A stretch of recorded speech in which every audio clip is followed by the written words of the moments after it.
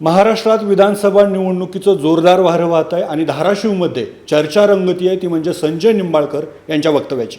वक्तव्य असं होतं की मला 2019मध्ये बळीचा बकरा बनवला. शरद पवार गटाकडून ते तुळजापूरमधून इच्छुक आहेत. नेमकं त्यांना म्हणायचं काय, ह्या वक्तव्यावर ते ठाम आहेत का, आपण जाणून घेऊया.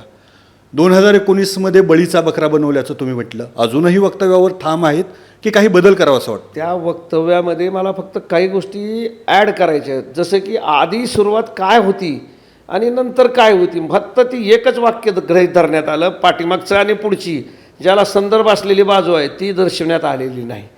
त्याच्यामुळं मी असं म्हणतो की जागा मला लढायला दिली त्यावेळेस या राष्ट्रवादी काँग्रेसकडं मी एक दिवस आधी पक्षात प्रवेश केला आणि त्यावेळेसचे पक्षाचं सगळं काम बघणारे अजितदादा यांनी मला ए-बी फॉर्म दिला आणि ए-बी फॉर्म दिला आणि मी 24 तासात तो फॉर्म भरून प्रचार केला.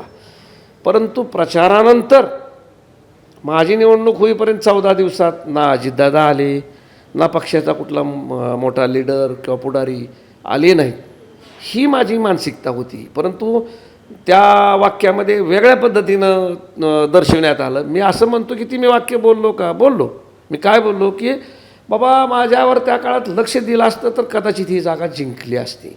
हे माझ्या सांगण्याचा आशय होता आणि त्या काळात पक्ष नेतृत्व हे अजितदादा करत होते.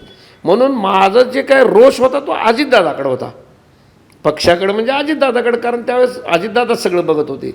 मला ए-बी फॉर्मसुद्धा अजितदादानेच दिला होता. म्हणून मला जे काय सांगायचं होतं ते अर्धवट पद्धतीनं आपण दर्शवलेलं आहे.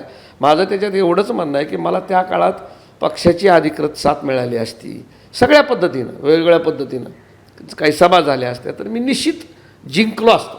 निवडणूक कालावधीमध्ये तुम्ही आता अजितदादांवर रोख ठेवताय, पण शरद पवारांना या संदर्भात तुम्ही काही बोललात, तुम्हाला भेटू दिलं नाही का, तुम्ही बोलला नाहीत?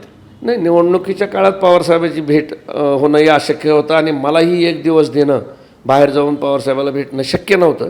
परंतु निवडणूक झाल्यानंतर मात्र मी सगळ्यांना पत्र दिली. पवारसाहेबांनाही पत्र दिलं, जयंत पाटलांना पत्र दिलं, अजितदादांना पत्र दिलं, लेखी पत्र दिलं की असं असं झालेलं आहे. आपण दुर्दैवानं थोडं जरी मला सपोर्ट केला असता तर मी 100% निवडून आलो असतो. आणि काही लोकांनी ज्यांनी विरोध केला त्यांची नावं पण मी दिली होती.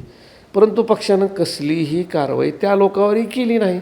त्या काळात मला असं अपेक्षित होतं की पक्ष काहीतरी दखल देईल, पण दखल दिली नाही. पक्षानं दखल घेतली नाही. आता परत तुम्ही विधानसभेसाठी इच्छुक आहात, यावेळी दखल घेतली नाही तर पुढचा निर्णय काय असेल? नाही, पक्ष दखल घेईल का नाही हा वेगळा विषय आहे. आम्ही आता मागणी जी करतोय तुळजापूर विधानसभेतून, कारण उस्मानाबादची जागा मित्र पक्षाचा आमदार असल्यामुळं ती सुटणार नाही हे गृहीत धरलेलं आहे आम्ही आणि पवारसाहेबांनी तसं आम्हाला सांगितलं पण आहे. पण तुळजापूरची परिस्थिती अशी आहे, तिथं धड काँग्रेसकडेही सध्या परिस्थितीत म्हणावा असा प्रबळ उमेदवार नाही आहे आणि शिवसेनेचा तर क्लेमच नाही त्या जागेवर. अशा परिस्थितीत आमच्या पक्षाकडे 5-7 लोक इच्छुक आहेत ही जागा लढायला. पक्षात ठरल कोणाला योग्य उमेदवार आहे, पक्ष ज्याला उमेदवारी देईल त्याचं काम आपल्याला करायचंच आहे. मला दिली आनंद आहे, मी 100% विजयी होईल. नाहीच दिली तर पक्षाला जो योग्य वाटते उमेदवार ज्याला ते अधिकृत जाहीर करतील त्याचं काम करू.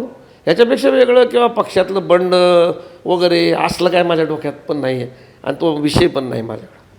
तर हे होते संजय निंबाळकर. आपण शरद पवार यांच्या सोबतच आहोत हे सांगताना त्यांनी मात्र आपल्याला अजित पवारांनी बळीचा बकरा बनवल्याचं म्हटलंय. Appasaheb Shelke, ABP news, Dharashiv.